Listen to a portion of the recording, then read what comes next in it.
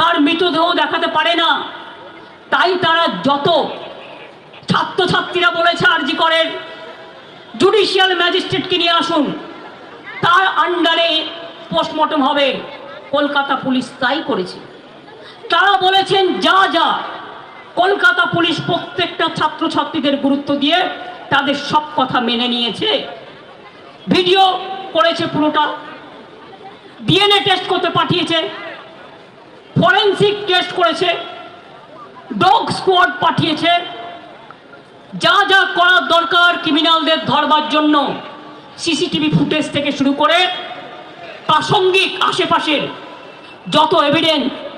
সারা রাত ওরা ঘুমায়নি, কারণ রাত 2টো পর্যন্ত আমি ওদের সাথে কন্ট্যাক্ট রেখেছিলাম। মনে রাখবেন, মেয়েটির ডেড বডি যখন তার বাবা মা নিয়ে গেছে, কলকাতা পুলিশ এসকর্ট করে নিয়ে